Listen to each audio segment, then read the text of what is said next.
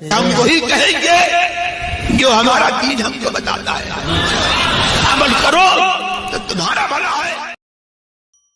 ان اللہ وملائکتہ یصلون علی النبی یا ایھا الذین آمنوا صلوا علیہ وسلموا تسلیما اللہم صل علی سیدنا وشفیعنا وحبیبنا ومولانا محمد وبارک وسلم صلاۃ وسلاما علیک یا رسول اللہ صلی اللہ تعالی علیہ وسلم وقل رب اعوذ بک من ہمزات الشیاطین وَأَعُوذُ بِكَ رَبِّ أَن يَحْضُرُونَ، اور تم عرض کرو کہ اے میرے رب تیری پناہ شیاطین کے وسوسوں سے، اور اے میرے رب تیری پناہ کہ وہ میرے پاس آئیں۔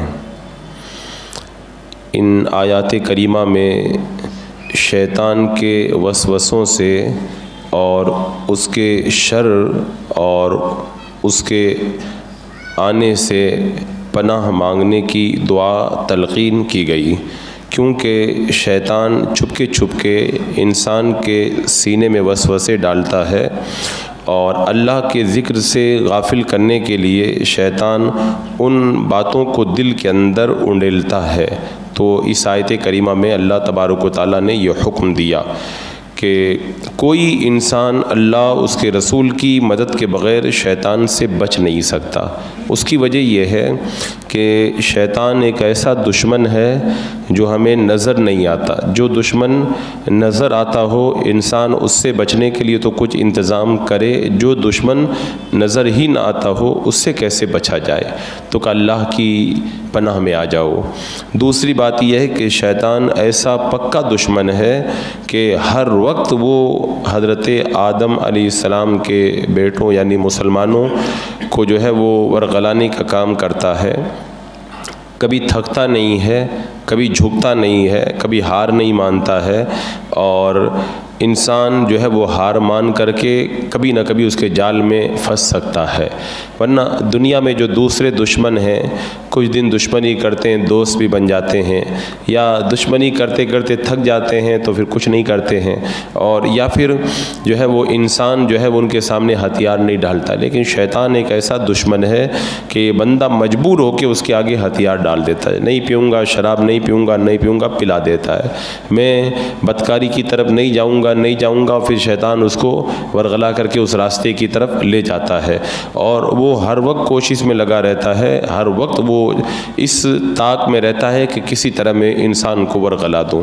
اور تیسری بات یہ ہے کہ دنیا کا جو عام دشمن ہے وہ کیسے بھی آئے گا، وہ اپنے لباس میں آئے گا، آپ اسے پہچان لو گے، لیکن شیطان ہر بھیس میں آتا ہے، انسان اس کو پہچان نہیں پاتا۔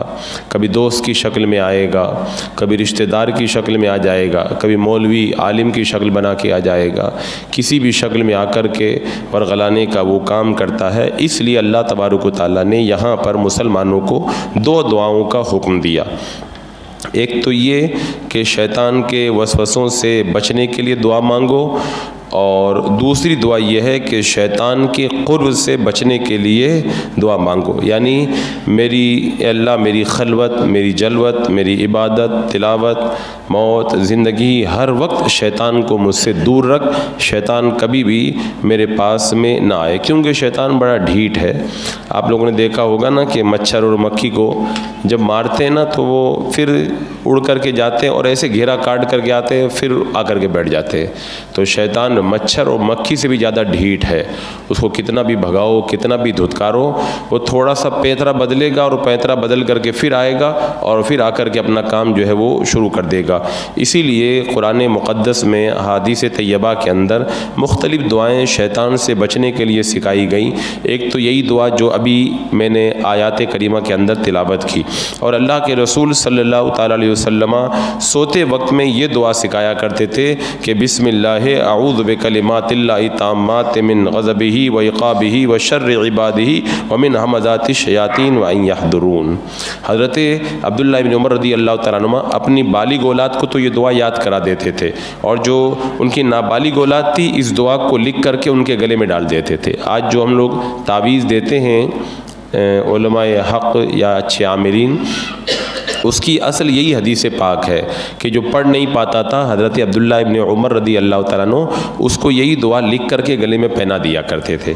اور ایک شخص نے عرض کی یا رسول اللہ مجھے رات کو نیند نہیں آتی ہے.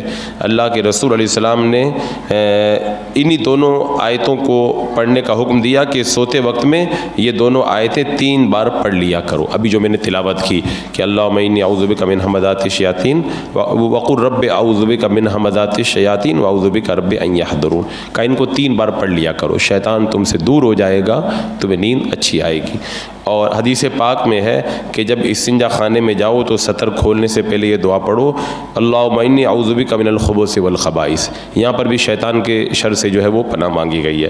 اور خود اللہ کے رسول علیہ السلام جب نماز شروع کرتے تھے تو پہلے اس طرح بلند آواز سے پڑھتے تھے 3 بار اللہ اکبر اللہ اکبر اللہ اکبر, پھر 3 بار لا الہ الا اللہ لا الہ الا اللہ لا الہ الا اللہ. اس کے بعد میں آپ پڑھتے تھے اللہم انی اعوذ بک من ھمزات الشیاطین من ھمزها ونفثها ونفخها واعوذ بک رب ان یحضرون. تو مختلف مواقع پر ان دعاؤں کو تلقین کیا گیا. ایک حدیث پاک میں ہے کہ جب بندہ قبر کے اندر رکھا جاتا ہے تو موت کے فرشتے ہر میت سے پوچھتے ہیں کہ کیا تجھے دنیا میں واپس بھیج دیا جائے. یعنی آنے والی آیت کریمہ میں جو یہ کہا گیا نا کہ بندہ کیا کہے گا حتی اذا جاء احدهم الموت قال رب ارجعون. اچھا یہاں پر جو شیاطین کے شر سے پناہ مانگنے کا حکم دیا گیا اس حوالے سے حضرت جابر رضی اللہ تعالیٰ عنہ بیان فرماتے ہیں میں نے اللہ کے رسول علیہ السلام کو یہ فرماتے ہوئے سنا ہے کہ شیطان تمہاری ہر چیز کے پاس حاضر ہوتا ہے, یہاں تک کہ وہ کھانے کے پاس بھی حاضر ہوتا ہے. بس جب تم میں سے کسی شخص کا لقمہ گر جائے تو اس لقمے پر جو خراب چیز لگ گئی ہے اس کو صاف کر کے لقمے کو کھا لو, اور جب کھانے سے فارغ ہو جاؤ تو اپنی انگلیوں کو چاٹ لو, کیونکہ وہ نہیں جانتا کہ کھانے کے کس حصے کے اندر برکت رکھی گئی ہے. تو کھانے کے وقت بھی شیاطین حاضر ہوتے ہیں. اور ایک روایت میں نے پڑھا تھا کہیں کہ ہر مسلمان کے گھر کے اندر اچھے جنات بھی رہتے ہیں. یہ تو شیاطین برے جنات ہو گئے, اچھے جنات بھی رہتے ہیں. جب مسلمان کھانا کھانے کے لیے بیٹھتے ہیں تو وہ جنات اتر کر کے گھر میں آتے ہیں اور گھر والوں کے ساتھ میں مل کر کے کھانا بھی وہ تناول کیا کرتے ہیں.